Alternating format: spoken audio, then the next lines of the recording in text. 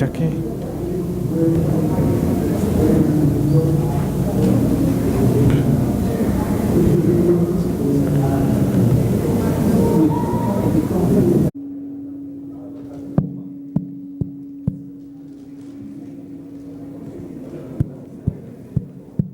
Hola, hola.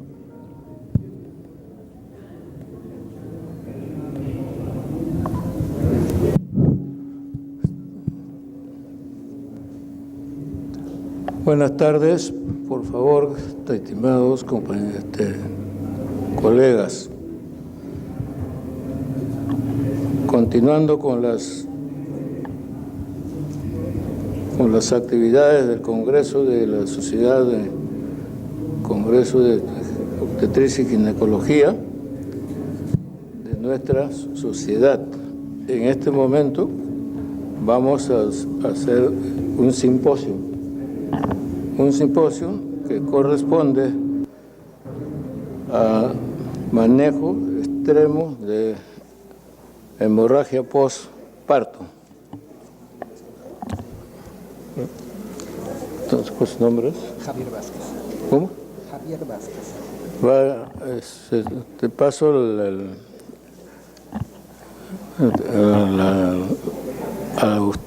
Javier.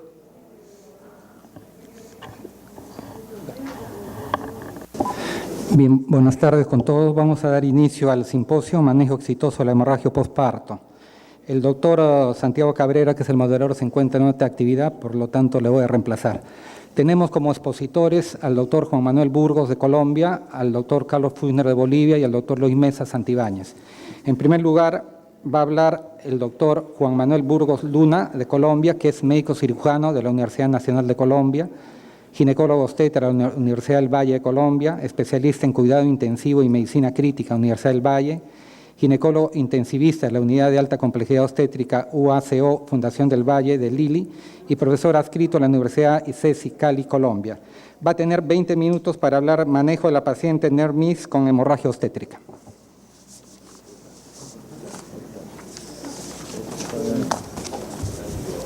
Está en la otra. Sí.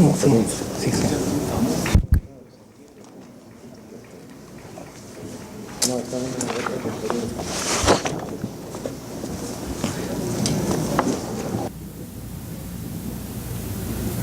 Bueno, muy buenas tardes. Muy complacido de estar aquí en este magnífico evento.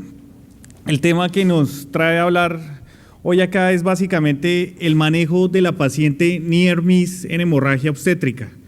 ¿Eso qué quiere decir? Que vamos a aprender y vamos a tratar de ver qué se debe hacer con una paciente que ha presentado un cuadro de una hemorragia severa y que hemos logrado controlarla y, por decirlo así, optimizarle el manejo. Nosotros en la tarde de hoy lo que queremos es hacer que ustedes comprendan cuál es el enfoque del choque hipovolémico, saber cuáles son las estrategias de salvamento en obstetricia y tener claro los conceptos de la reanimación en cirugía de control de daños. Entonces, muchos de nosotros nos hemos expuesto a cuadros de este tipo. No corre el video.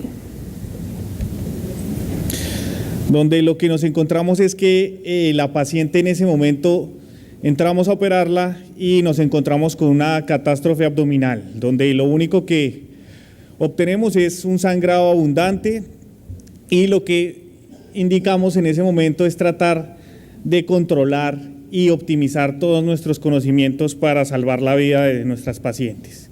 Si nosotros evaluamos en el mundo, estamos muy preocupados con la mortalidad por hemorragia obstétrica.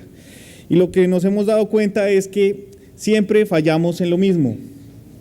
En el inadecuado manejo inicial, un error muy frecuente es el error y el desconocimiento del diagnóstico, el momento donde uno debería hacer el diagnóstico.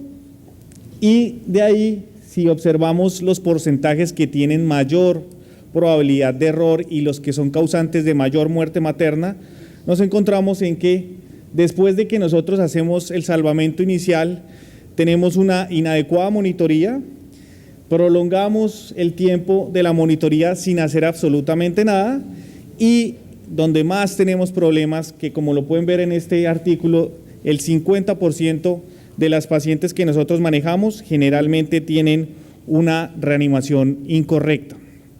Entonces, para saberlo, todos creo que lo conocemos y hemos estado expuestos. El shock hipovolémico es un estado donde los tejidos no tienen un adecuado aporte de oxígeno, y sabemos que en nuestras pacientes obstétricas ese tiempo de lapso donde empiezan a suceder los desenlaces adversos es aproximadamente 70 minutos. ¿Qué sucede en el shock? En el shock lo que sucede es que tenemos un momento en que el gasto cardíaco de la paciente está entregando de manera adecuada todo el oxígeno a los tejidos, y llega un momento en que ese gasto empieza a caer y los tejidos empiezan a tener una pérdida del aporte normal de oxígeno. Eso ocasiona que el ácido láctico empiece a subir, que la saturación venosa central empiece a disminuir y los tejidos entren en hipoxia. ¿Qué sucede cuando una célula no recibe el adecuado aporte de oxígeno? Lo que sucede es que normalmente esta célula entra en el mecanismo de anaerobiosis, que todo el mundo lo conocemos. La producción de energía es completamente irregular, solamente logramos producir 2 ATPs y empieza a elevarse y a concentrarse un metabolito que lo vamos a nombrar mucho en esta charla, y es el lactato. Adicionalmente, el tejido hipóxico va a empezar a liberar hidrogeniones y la paciente se va a volver más acidótica. Lo que genera básicamente es que el funcionamiento enzimático de toda la célula sea normal, y todos los mecanismos que normalmente funcionan, como es la respiración celular, los metabolismos de los metabolitos para hacer una adecuada coagulación, todo empieza a funcionar de manera normal. Y si nosotros dejamos que ese shock persista, lo que vamos a encontrar es que va a tener una muerte celular. Nosotros sabemos que el sangrado masivo es uno de los mecanismos que más está asociado con que los sistemas de coagulación no sean los más adecuados, y la exsanguinación lo que va a generar es que un proceso que normalmente funciona y está muy coordinado, generalmente no tenga los resultados adecuados, que es el control de la hemostasia. Si nosotros hablamos qué es lo que nos toca hacer para reanimar estas pacientes, lo básico es controlar el sangrado, pero después de controlar el sangrado viene una parte muy importante, y es lograr que el cuerpo otra vez entregue de manera normal el oxígeno a estas pacientes.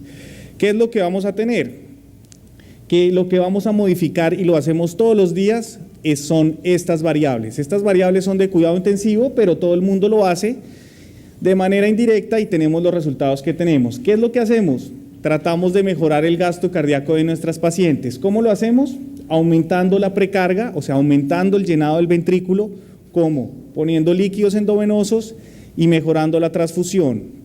Si esto no lo logramos hacer de manera adecuada, tenemos un paso adicional, que es utilizar rápidamente vasoactivos o inotrópicos que van a mejorar la contractilidad cardíaca, y adicionalmente también podemos mejorar los niveles de hemoglobina para aumentar la entrega de oxígeno al tejido afectado. Esto es lo que nosotros llamamos manejo integral de la hemorragia obstétrica. El manejo integral está dado por un control rápido de la hemorragia, una reanimación hemostática, que es otra de las charlas que vamos a tener en el día de hoy en la tarde.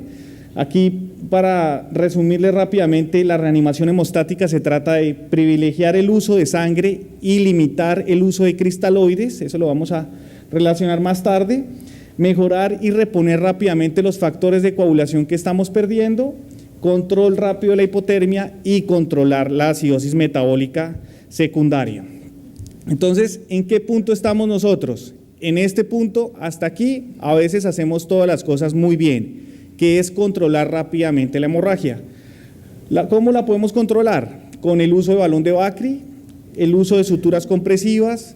Si la paciente no mejoró con esas maniobras iniciales, las llevamos a histerectomías postparto, o hacemos ligadurales hipogástricas, o si finalmente no logramos tener una hemostasia adecuada, llevamos rápidamente la paciente a empaquetamiento. Lo que al final obtenemos es que apagamos el incendio inicial, que fue el sangrado masivo, pero nos quedamos con estas pacientes. que pueden tener el balón de Bakri, pueden haber terminado con una cirugía de control de daños o haber terminado con una histerectomía posparto.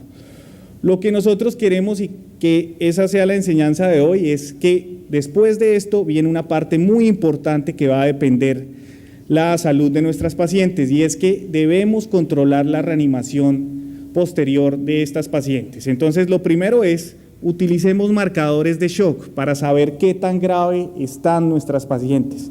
¿Cómo sabemos eso? ¿O qué marcadores conocemos?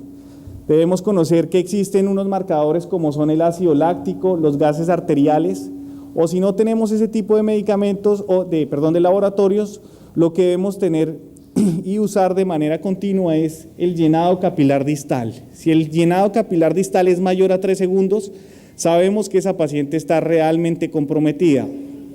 Y cuando nosotros utilizamos estos marcadores, lo que tenemos que hacer es monitorizar a nuestras pacientes para que nuestras pacientes podamos saber cómo estamos llevando a cabo el proceso de reanimación.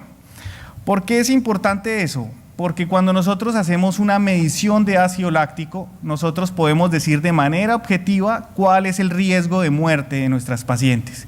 Entonces, si nosotros tenemos un ácido láctico mayor a 2 y que se encuentra entre 2 a 4, la mortalidad de esas señoras, si nosotros no la reanimamos, es de el 10 al 20%. Pero si el ácido láctico que nosotros reportamos es mayor a 4, significa que la paciente tiene un riesgo muchísimo más alto de mortalidad. Miren que este es un punto que nos da una herramienta para saber qué tan grave y qué tantos cuidados requieren nuestras pacientes. Lo mismo los gases arteriales. Si nosotros tenemos una base exceso menor a 6, entre 6 a 10, lo que nosotros sabemos es que esa paciente tiene un compromiso muy serio en la circulación y que muy probablemente va a requerir manejos adicionales y muchísimo más avanzados.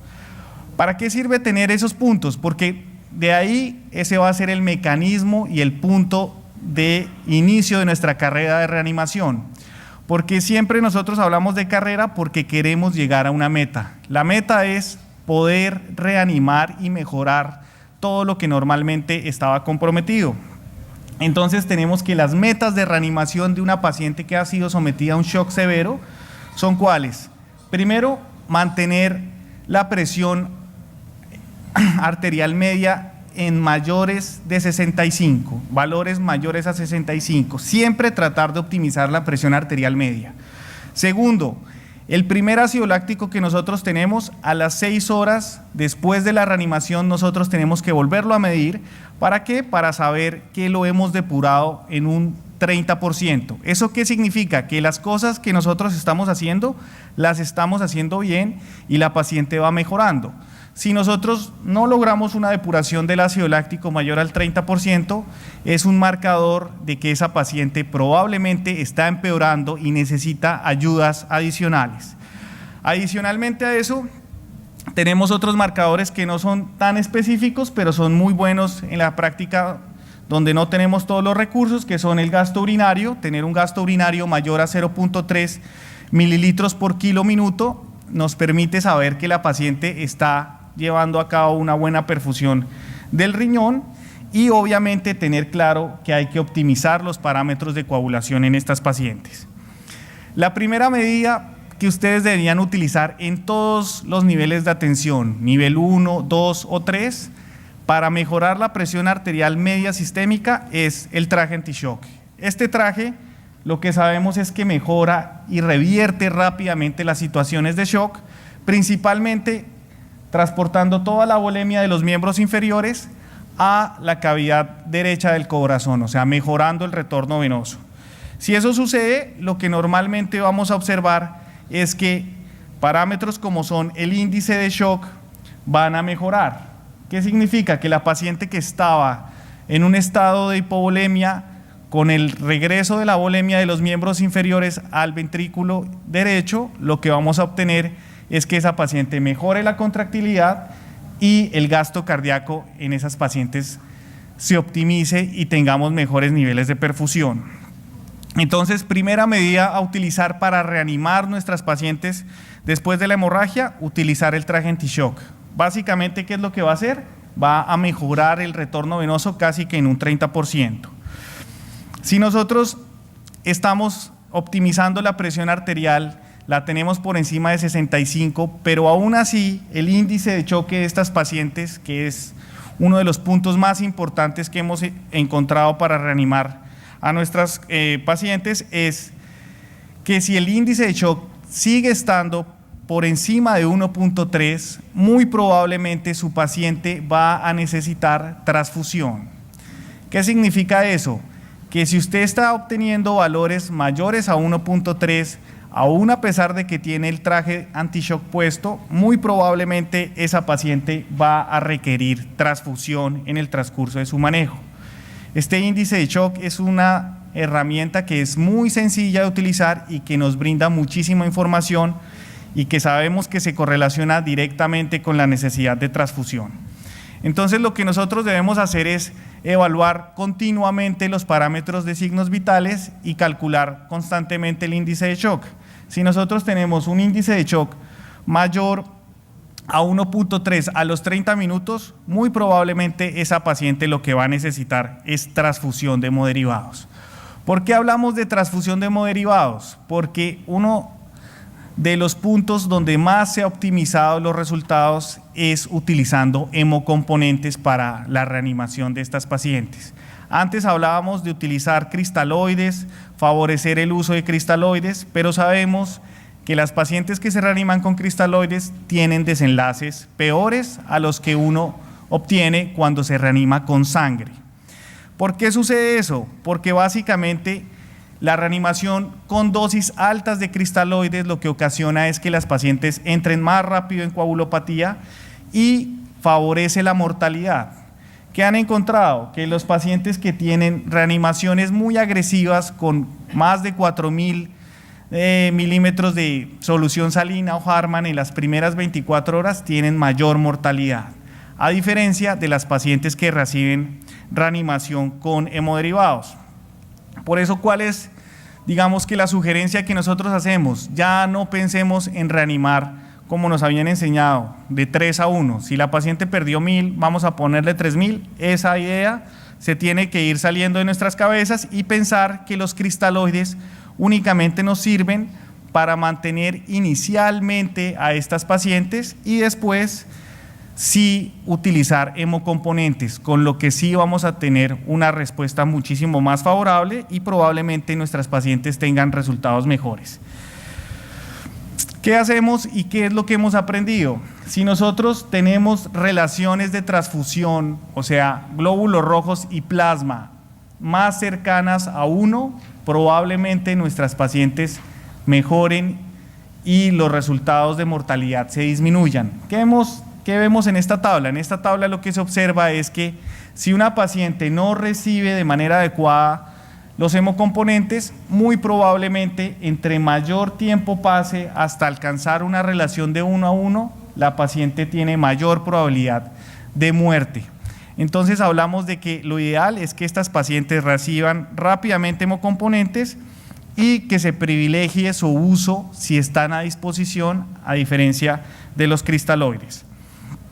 Por eso, una de las recomendaciones de la COG es que toda unidad, esta es la recomendación ideal, toda unidad que utilice o que atienda partos debería de tener un banco de sangre que pueda suplementar un paquete de transfusión.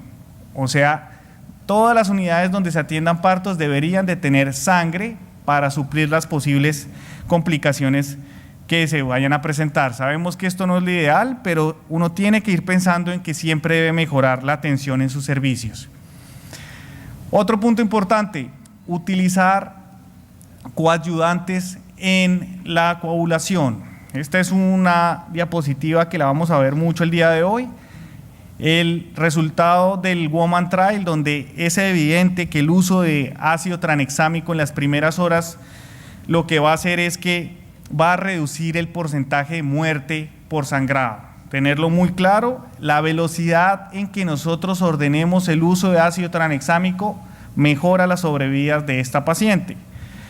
Se han hecho múltiples estudios, la mayoría de estudios dicen que se debe utilizar antes de las 3 horas, pero si hacemos un análisis subgrupo, observamos que entre más rápido lo hagamos, mejores resultados. Esta es una tabla donde nos muestra que la reducción y la efectividad en un 90% del uso de ácido tranexámico se alcanza básicamente a los 15 minutos. O sea, uno debería utilizar ácido tranexámico en los primeros 15 minutos. ¿Para qué? Para obtener estas tablas. Reducción de la mortalidad materna por hemorragia. Entonces, básicamente lo que nosotros tenemos que saber es que debemos reponer rápidamente hemocomponentes y debemos poner coadyuvantes para que mejoren la coagulación. Otro punto que hemos aprendido en el transcurso de estos años, uso de fibrinógeno. El fibrinógeno es un marcador de shock, un marcador de hemorragia. Este marcador lo que nos indica es que cuando los niveles séricos de nuestras pacientes están por debajo de 200, muy probablemente estas pacientes van a requerir fibrinógeno. ¿Y de dónde tenemos fibrinógeno? De los crioprecipitados. Generalmente acá en el Perú me estaban comentando que lo que tenemos es posibilidad de utilizar crioprecipitados. Concentrados de fibrinógeno todavía no están disponibles en el mercado, pero probablemente van a venir en los próximos años a ofrecérselos, que son concentrados de fibrinógeno liofilizado. Pero por el momento, nuestra recomendación, uso de transfusiones de crioprecipitados. Esto ha sido demostrado en múltiples estudios en Europa y en Estados Unidos, donde el uso continuo de crioprecipitados, lo que nosotros obtenemos es que nuestras pacientes van a tener menor probabilidad de progresar a la necesidad de histerectomía o de cirugías avanzadas. Lo que nosotros sabemos es que las pacientes a las que se les repone rápidamente el fibrinógeno tienen menor posibilidad de sangrado, requieren menos unidades de glóbulos rojos y la hemostasia se consigue muchísimo más rápido. Entonces, nuevamente, recomendarles valorar los niveles de fibrinógeno y si los niveles de fibrinógeno están bajos, idealmente reponerlos de la manera lo más rápido posible. Este es un punto que se nos olvida a todos, pero nunca debe pasar desapercibido. Manejo de la hipotermia. Estas son imágenes de unas mantas que nosotros utilizamos en la fundación, que lo que hacen es mantener a la paciente caliente, incluso si la llevamos a la sala de cirugía. Esta es una paciente que le hicimos cirugía de control de daños. Terminamos la cirugía, le pusimos el balón y miren que todo el tiempo estuvo recostada sobre una manta que favorecía el calor de esa paciente y un control de la temperatura. Pues le quedan 3 minutos. Dale. El control de la acidosis, muchísimo y muy importante. Si la paciente tiene un pH en 7.21, ustedes saben que esa paciente va mal.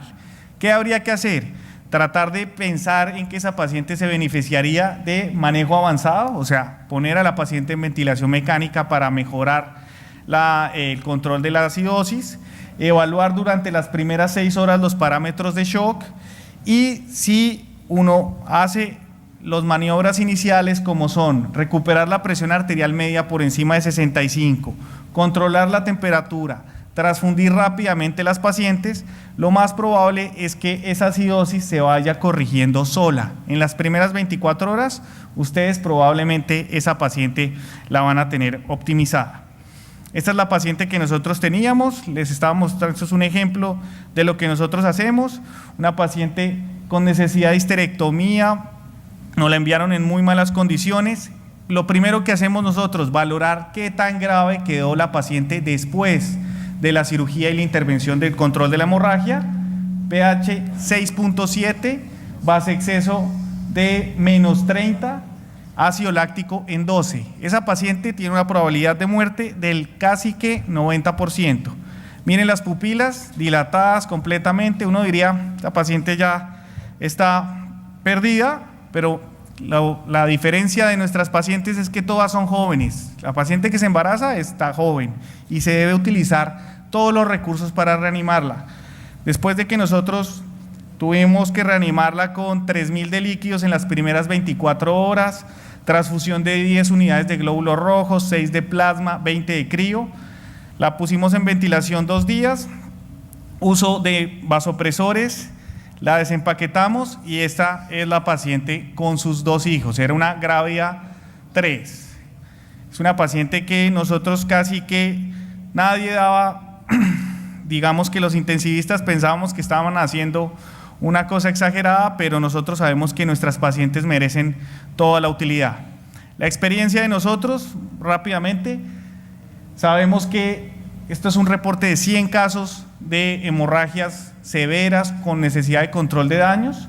Lo que hemos obtenido es disminución de la mortalidad casi en un 30%, y básicamente está dada por control rápido de la hemorragia, menos de 1 hora para hacer el control rápido.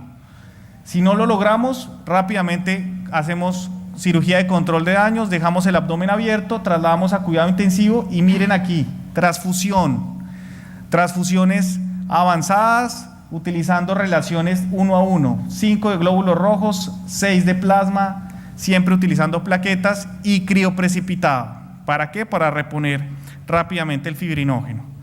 Las conclusiones, lo hemos repetido muchas veces: controle rápidamente el sangrado, utilice y conozca los marcadores de shock para que sepa qué tan graves están sus pacientes, guíe su reanimación y mantenga estas metas que realmente son sencillas, pero pueden salvar muchas vidas. Gracias. Muchas gracias, doctor Burgos. Sí. Bueno, a continuación tenemos el gran honor de presentar al doctor Carlos Fisner Soruco. El doctor Fisner es nada menos que el próximo presidente de la FIGO, que va a asumir el cargo en Río de Janeiro en octubre próximo, y entre otros importantes parte de su currículum es miembro del Comité de la FIGO para la Seguridad Materna y Salud del Recién Nacido, y también es presidente del Comité Ejecutivo Nacional de la Sociedad Boliviana de Ginecología y Obstetricia. Adelante, doctor Carlos Fisner. El doctor Fisner va a hablar sobre código rojo obstétrico, experiencia en Latinoamérica.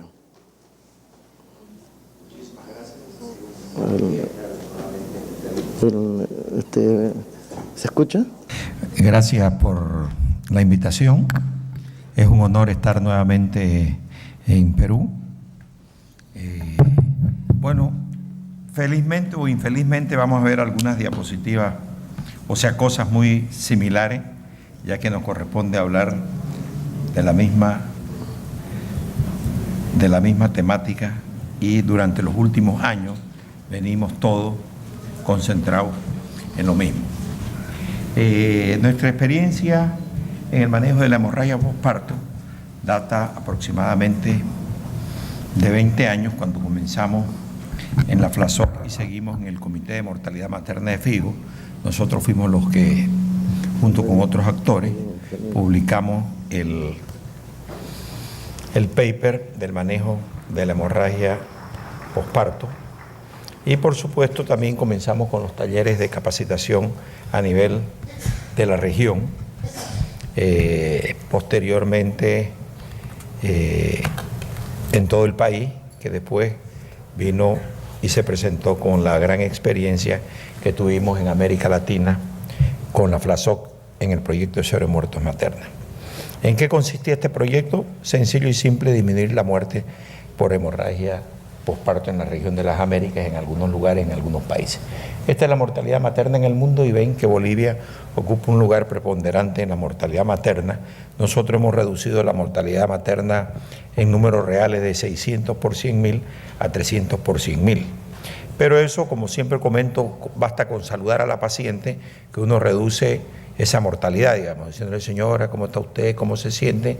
Y va a bajar la mortalidad. De ahí para abajo ya se necesita algún recurso, alguna tecnología y algunas cosas que son importantes. Lo que no hemos visto en los últimos años en el mundo es que sí, la hemorragia posparto, a pesar de toda la tecnología, a pesar de todo el advenimiento y a pesar de los muy buenos resultados de la Fundación Valle de Lili, que es una excepción en América Latina, la cual todos tenemos que ir y copiar, sí ha peorado. Y eso nos ha llevado a una mayor muerte de pacientes por hemorragia posparto masiva.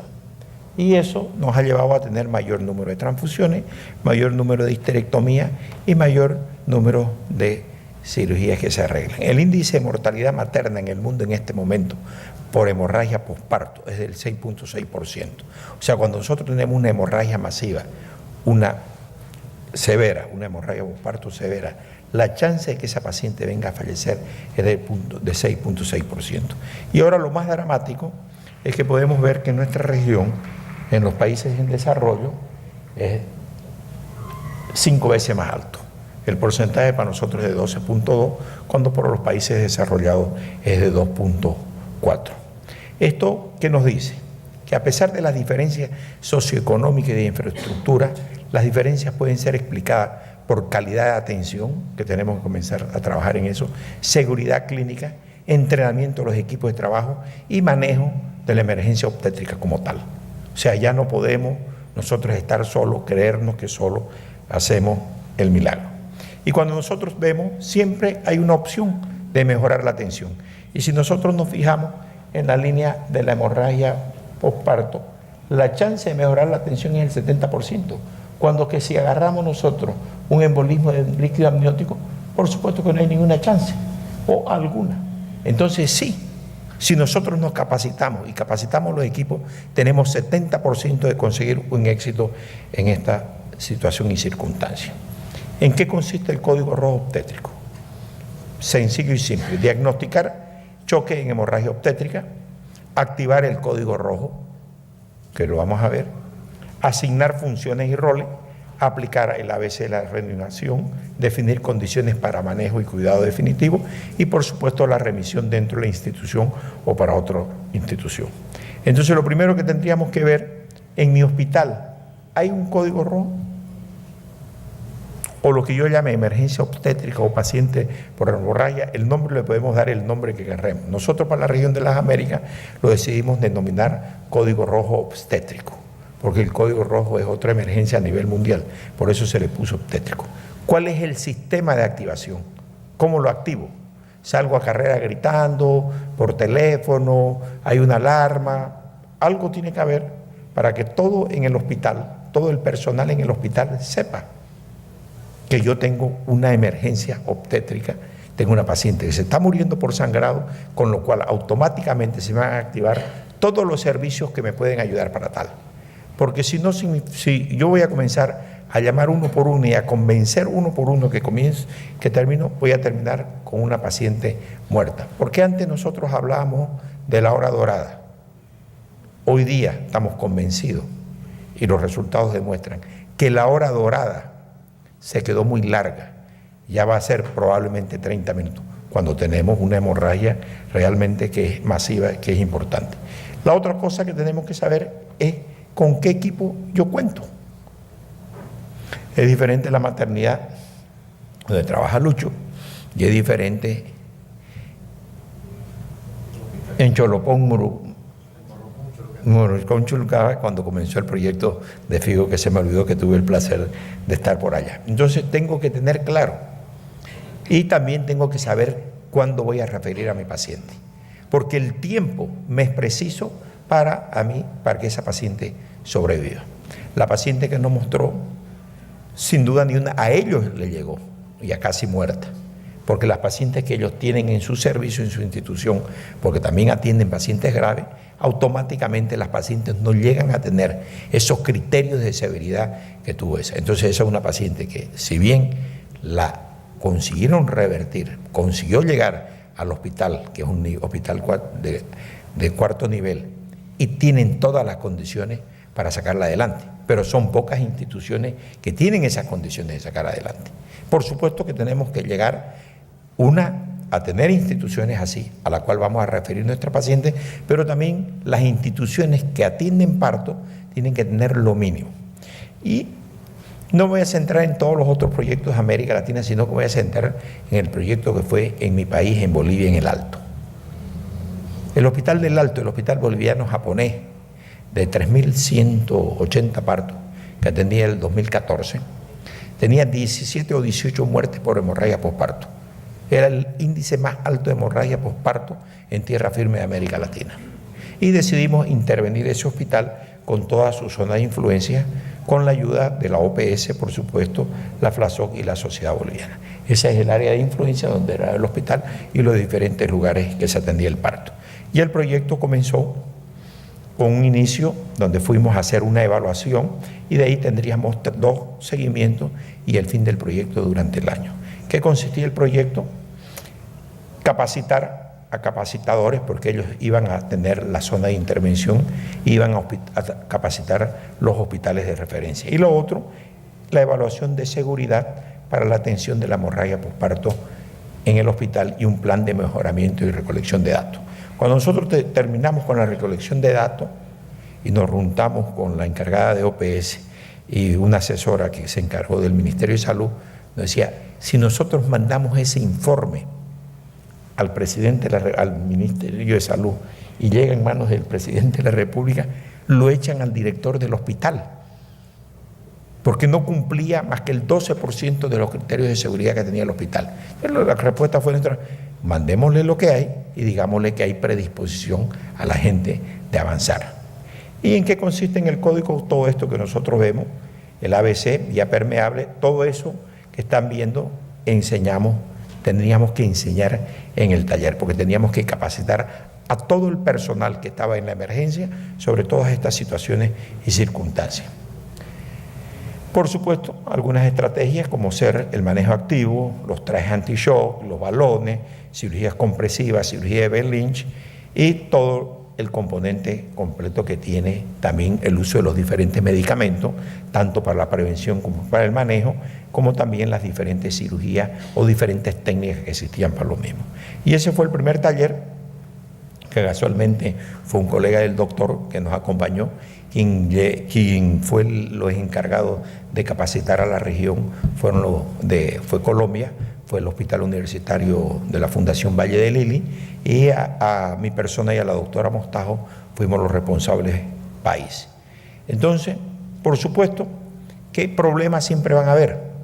Y eso le pongo, existen en relación a las guías de manejo o prevención de la hemorragia posparto. Si nosotros buscamos la guía de las 4 sociedades nacionales más importantes, no sé si estarán de acuerdo, pero el American College, el Royal College de Obstetricia y Ginecología, la Sociedad Obstetricia Canadiense y el Royal Australian New Zealand College de Obstetricia y Ginecología, son las 4 sociedades más grandes, más importantes y que tienen publicaciones más serias en relación al este. Y entre ellas mismas no se ponen de acuerdo en la prevención, cómo lo darían y qué medicamento utilizarían. Eso, al final del día, no tiene ninguna importancia. ¿Cuál va a ser el medicamento que yo voy a usar? Porque vamos a depender de la influencia de la industria farmacéutica, vamos a depender de eso. Lo que nosotros tenemos que tener un protocolo nacional, y el protocolo nacional ser estricto y seguirlo a cabalidad. Porque yo les puedo decir que aunque no tengo muy buen cirujano plástico y me tiño las canas, por eso no me veo tan viejo, pero yo firmé en el año 2002, cuando la FIGO lanza la prevención del manejo posparto. Ya cumplimos 15 años. Y sin embargo, si miramos los partos en el mundo, no llegamos ni a un 50% de los partos que se realizan en el mundo que se hace manejo activo de la prevención del manejo posparto. Es más, no llegamos ni al 30%, para ser honesto. Entonces, ¿qué vamos a estar cambiando modalidad ni tecnología si algo que es tan sencillo y que venimos enseñándolo hace 15 años no lo logramos? Por supuesto que algo que es importante que nosotros tenemos que saber es que cuando dura más allá el tercer periodo del parto, más allá de 20 minutos, se incrementa la probabilidad de morir de la paciente. Situación que antes nos decían, no importa, quédese tranquilo que la placenta va a salir en algún momento. Entonces nosotros estábamos sentados ahí pitando, salíamos, fumábamos, ahora ya no se puede fumar en los hospitales, pero antes se fumaba, y dábamos otra vuelta y seguíamos dando vueltas esperando. Por supuesto, definitivamente se nos morían las pacientes. Otra de las cosas que habló el doctor en relación al diagnóstico, que todos nosotros conocemos, las 4T, el enfoque tono, trauma, tejido y tromina, tenemos que tener muy claro eso para diagnóstico del manejo. O sea, revisar la placenta es una muy buena práctica que nos le enseñaron a toda la universidad. Y decir, está completa e incompleta. ¿Por qué? Porque si la placenta está completa, probablemente sea un problema de atonía. Pero si está incompleta, ya voy a pensar en que tengo un problema de tejido. Entonces, ese simple acto de revisar una placenta me va a ayudar en la mnemotécnica de seguir. Como lo conversó el doctor, los accesos venosos son importantes, el uso de cristaloides, la fórmula del 3-1 ya no existe, el uso de hemoderivados lo más rápido posible, comenzar siempre, toda unidad que atiende parto debe tener paquetes de transfusión glóbulos rojos de emergencia, 2 unidades RH negativo o 2 unidades RH positivo. Uno de los grandes errores que siempre cometemos, que cuando pedimos sangre, el banco de sangre pide pruebas cruzadas y ahí nos morimos, porque te salen las pruebas cruzadas, demoró 20, 25 minutos, se da sin pruebas cruzadas inmediatamente. Y por supuesto, que otra de las cosas que es cuando ya tenemos una paciente que tiene una hemorragia masiva, que también enseñamos, es el uso del traje anti-shock no neumático, como vieron, que disminuye la presión, la perfusión del útero, que viene a ser igual a una ligadura hipogástrica, vence la presión capilar e incrementa el retorno venoso a la circulación central definitivamente, o sea, aumenta la precarga porque llega más sangre al corazón derecho. Eso, el uso fue validada por la FIGO en una publicación en el International Journal en el 2015, y una de las cosas interesantes que nosotros podemos ver, que cuando colocamos el traje anti-shock y rápidamente pasamos a dar, miren la cantidad de volumen de líquido cristaloide que se da es poco, pero la cantidad de sangre y sus derivados es muy alta. Cuando pasa eso absolutamente, inmediatamente, miren cómo una paciente que lleva un grado de severidad importante, que es más o menos, si lo vemos el nivel, está arriba de 3, en las primeras 24 horas ya normaliza su índice lactato, como lo dijo el doctor. Ese fue un trabajo realizado en la Fundación Valle de Lili y pasa exactamente con el índice de choque lo mismo. En el momento del ingreso de la paciente tiene un índice de choque 1.3 y en la primera hora, cuando usted coloca el traje anti-shock y comienza con una paciente que tiene una hemorragia masiva rápidamente con sangre, lo revierte inmediatamente. Cuando comenzamos también a hablar de balones, pasa exactamente lo mismo.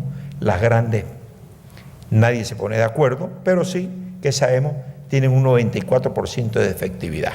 Y por supuesto, ¿cuál es el mayor inconveniente que tiene todo esto? Es que si nosotros nos demoramos mucho tiempo o la paciente pierde sangre, mucha sangre, la tasa de falla es extremadamente mayor. Que es exactamente, todo termina así.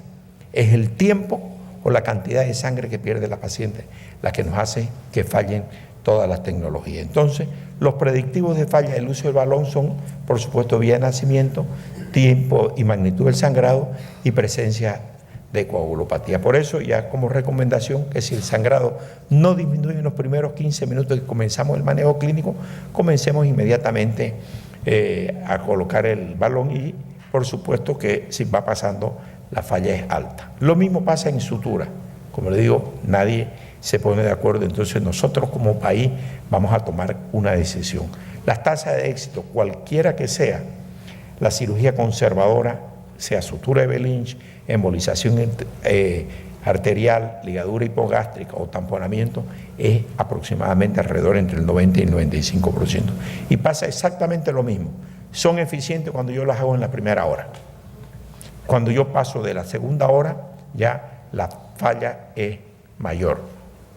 Quiere decir que la hora dorada ya no es más hora dorada, sino que serán minutos dorados.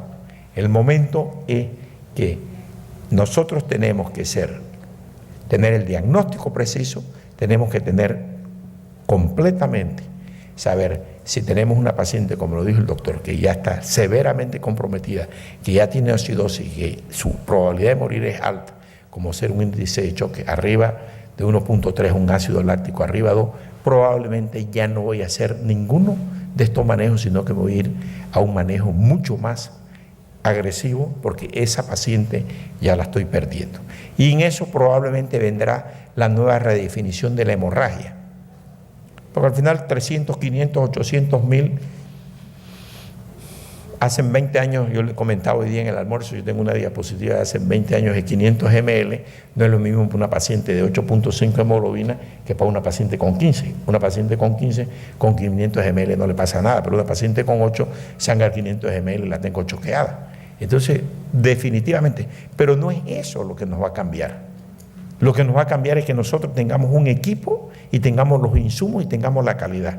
Y los norteamericanos que sí han tenido problemas En California se pusieron de acuerdo todas las sociedades y hicieron un consenso y un bundle de hemorragia obstétrica, pensando en qué elementos clave: preparación de cada unidad, reconocimiento y prevención de cada paciente, respuesta a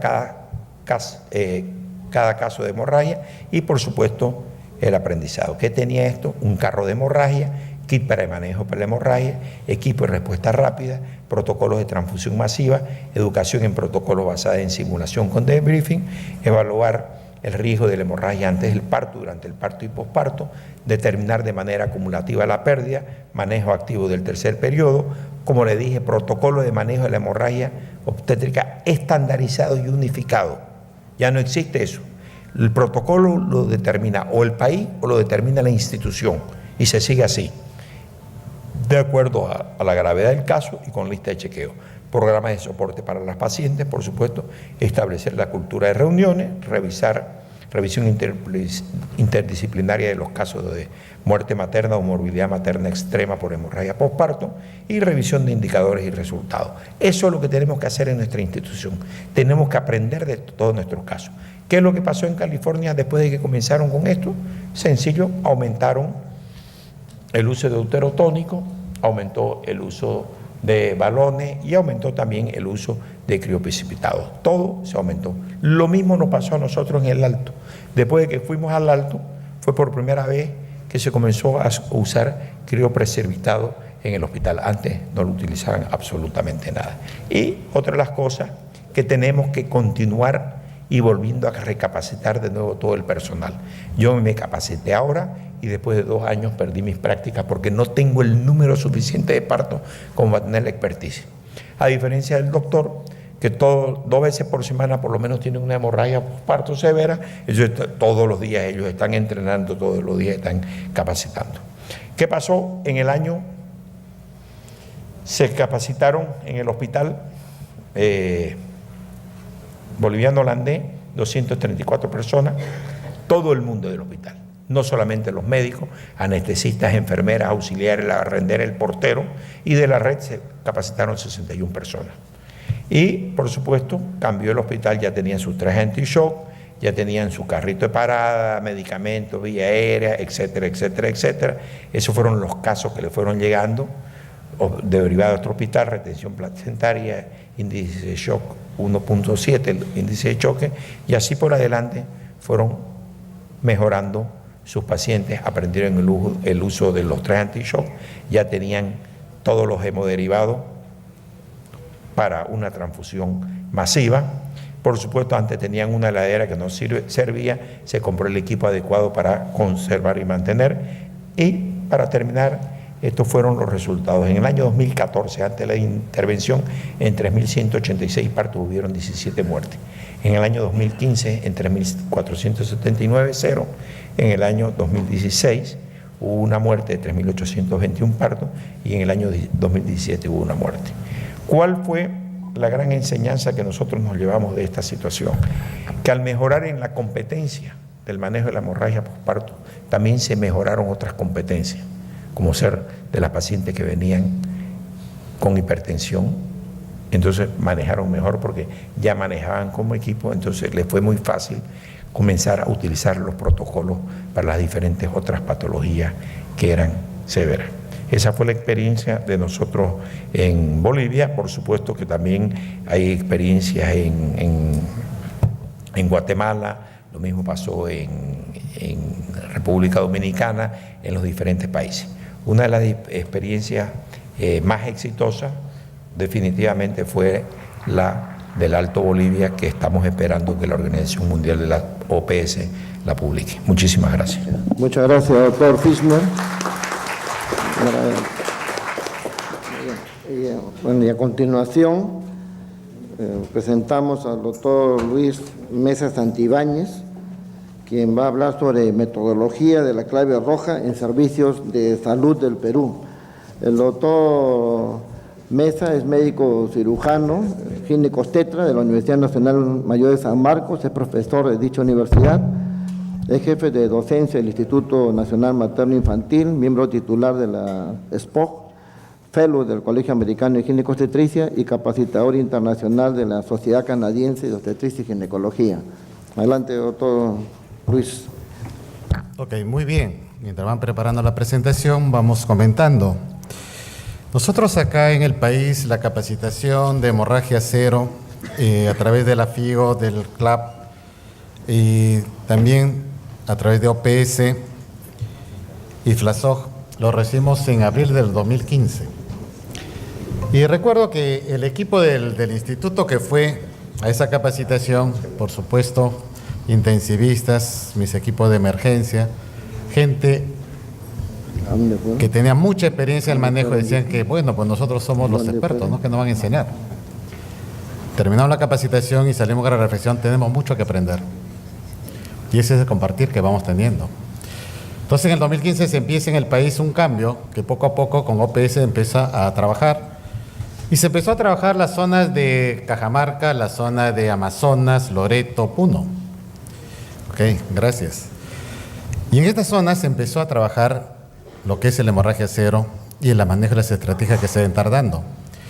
Paralelamente en el instituto empezamos todo un trabajo a ver cómo empezamos este proceso de capacitar, entrenar, bajo las ciertas pautas que teníamos. Entonces vamos a conversar sobre eso. Y muchos de los dispositivos que nos están comentando el doctor Furchner, el doctor Burgos, y la primera pregunta que te dirán, y doctor, si ustedes no están hablando de trajes anti-shock, ¿y dónde están los trajes anti-shock? OPS, en las regiones que les he nombrado, les ha puesto como 60 trajes anti-shock en estas regiones. Actualmente el Ministerio de Salud están en estos momentos desembarcando 300 trajes anti-shock que deben ser distribuidos en las regiones. Y OPS está apoyando, según me dijo el Eric, van a traer 250 trajes más para distribuir a todos los establecimientos. Entonces, veamos cómo fue la evolución de la clave roja en los servicios del Perú. Y acá veamos nuestra situación, ¿no? ¿Cómo es la situación del manejo de las emergencias obstétricas en el Perú? Nosotros que trabajamos por niveles, nos damos cuenta que sí, pues nuestro primer nivel para muy desabastecido. En el segundo nivel tenemos hospitales 2-1 que aparecen más centros de salud que hospitales, y son hospitales que le han dado licencia hospital pero no tiene banco de sangre, entonces no sé qué autorización tiene para operar. Tenemos hospitales 2-2 o también hospitales del tercer nivel. Y al tener toda esta un poco de desorganización que tenemos, no se cuenta inmediatamente con el personal idóneo. No se dispone de materiales imprescindibles para una óptima atención. No se cuenta con los métodos o algunos exámenes auxiliares. En muchos hospitales tenemos carencia de esas cosas. El otro problema que se encuentra es que muchos establecimientos no tienen manejos estandarizados. Y cuando vamos a supervisarlos, le pedimos guías, no hay. Los servicios no hay. O si las tienen, la clásica está bajo llave. Es que se lo paran perdiendo, doctor. Así que, entonces la pregunta es, ¿cuándo lo van a aplicar? ¿Están entrenados, están aplicando las guías? Y la verdad que tenemos deficiencias. El otro problema cuando estamos en las emergencias, muchas veces los familiares están muy atentos, abogando por su paciente si le están atendiendo o no, y nadie da información. ¿Qué pasa con su paciente? Pasa 1 o 2 horas, no saben nada. Y cuando le dicen, ¿sabe qué? Regresa a la hora de visita y le van a dar la información. O venga mañana. Y nadie va a informar qué está pasando con esos pacientes. ¿Y todo eso qué nos va a llevar?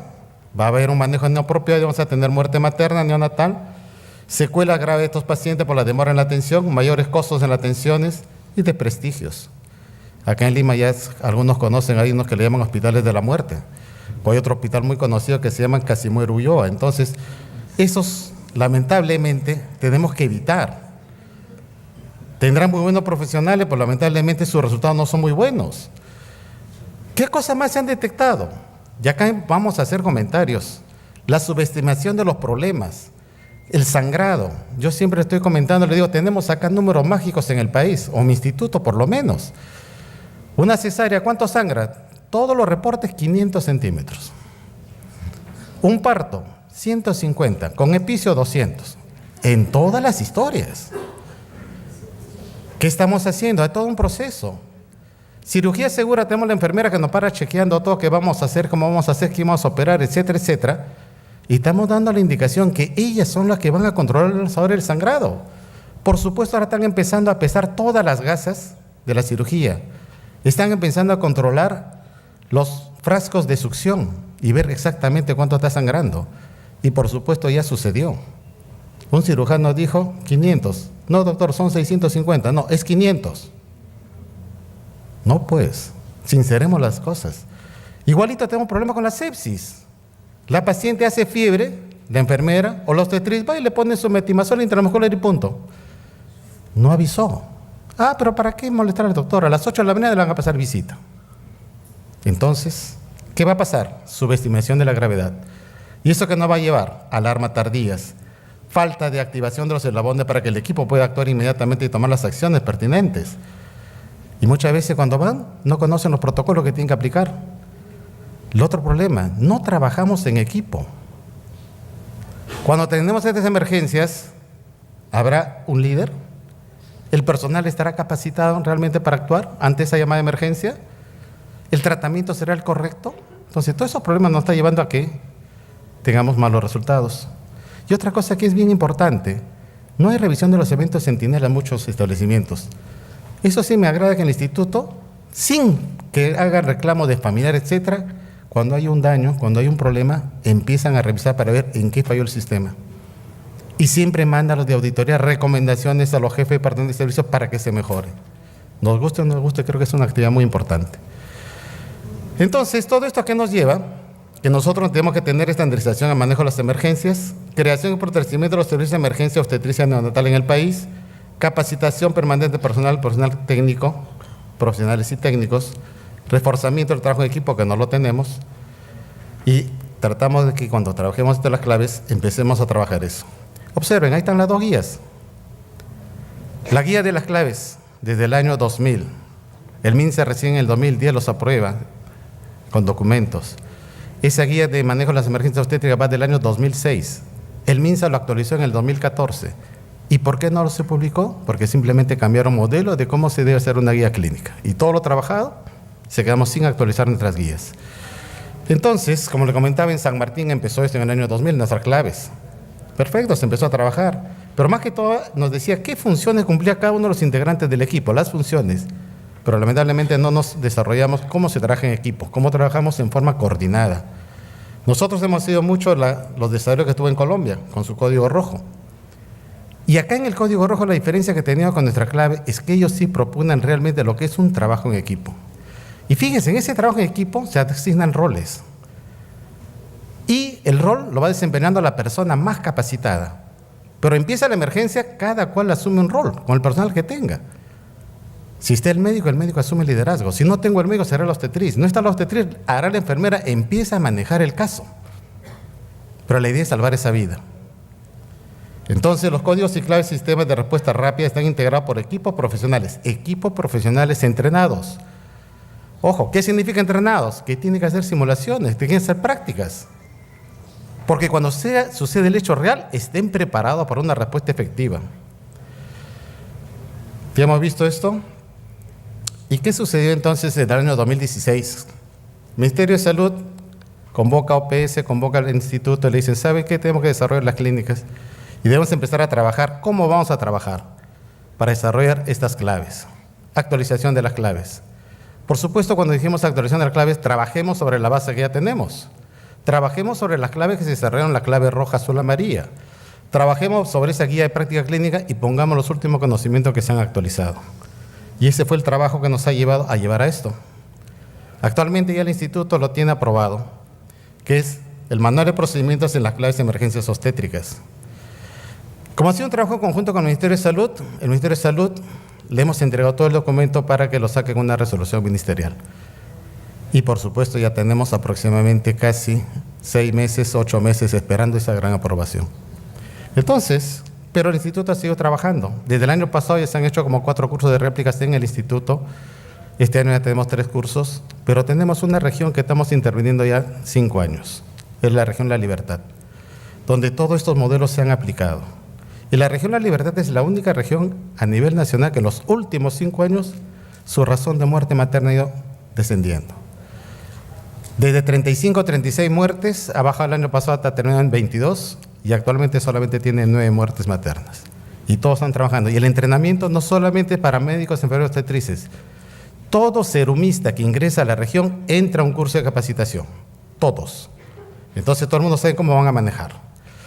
Y en esas revisiones que hicieron, este es nuestro gran kit de clave roja. Y les pregunto, Ese kit fue del año 2000, 2010 con algunos ajustes. Ya estamos en 2018. ¿Qué cosas tiene este kit en clave roja? Tenemos cosas comunes. Tenemos la oxitocina, la ergometrina, tenemos el misoprostol como los oxitóxicos y listo. Entonces la pregunta que les hacíamos, ¿qué cosa nos está faltando en este kit? Y fíjense todo lo que nos falta. Un catéter 14 endovenoso para tener una mejor vía. Nos falta el ácido tranexámico. Nos falta un ketorolaco, un analgésico si quieren hacer una interacción manual de emergencia de placenta. Balones de Bakri no tenemos. Si no tengo balón de Bakri, por lo menos debe tener una zona gruesa, una número 24 o 22 para hacer un guante intrauterino. Trajes anti-shock, ya están llegando.